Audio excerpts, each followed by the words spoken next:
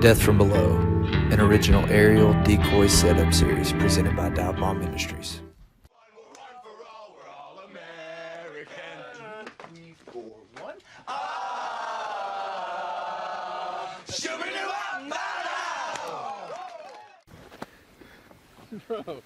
Bro, I gotta ask you. Do you have a thong on? Me? No, I don't wear any underwear. Oh. Look. What's that?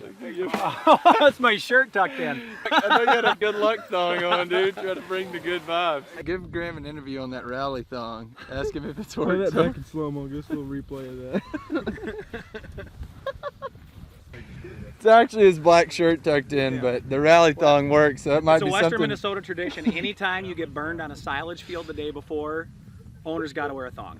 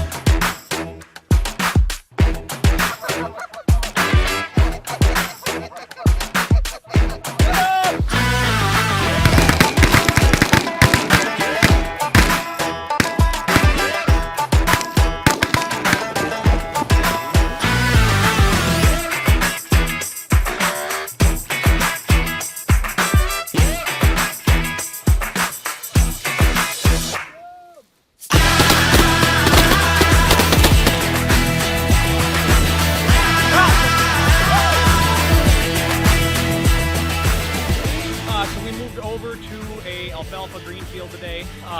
We actually got a call from one of our farmers last night that there's a bunch of birds in this field. Tyler had seen it a couple days ago. There was about 100. Farmer called him last night. There was 250. So the birds are all coming from the south mainly. There's a roost to the south and then a roost over here to the west. And we set up on the south edge because we've got a pretty strong south wind. Typically we see on these windy days these birds like to kind of be on the upwind side. If there's a fence line or any kind of structure. So we're set up right against that. We've got 4 bags of dive bombs out, so we've got probably about 250 decoys out here. That's about what's been in this field. And right now we're basically setting them all just out in family groups like this.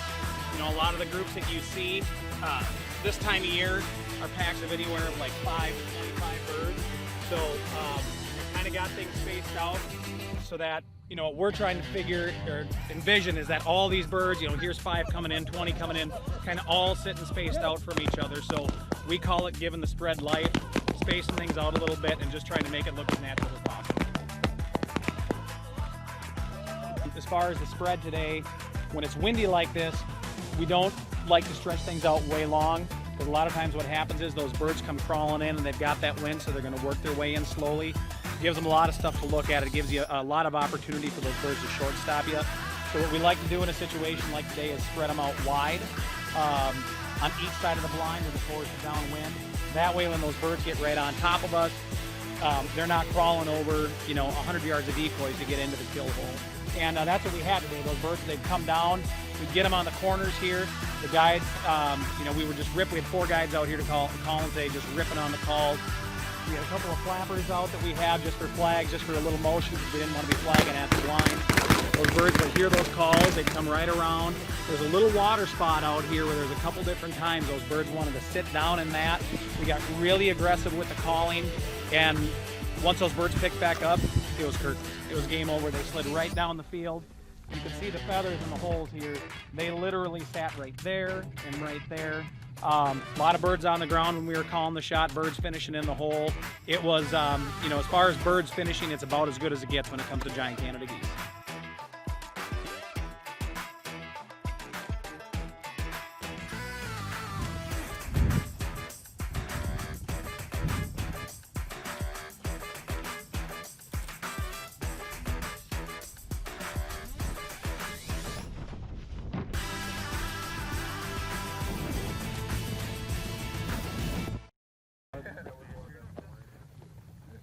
Graham, what do we got? Huh? What do we got right here? Oh, just absolute carnage out here.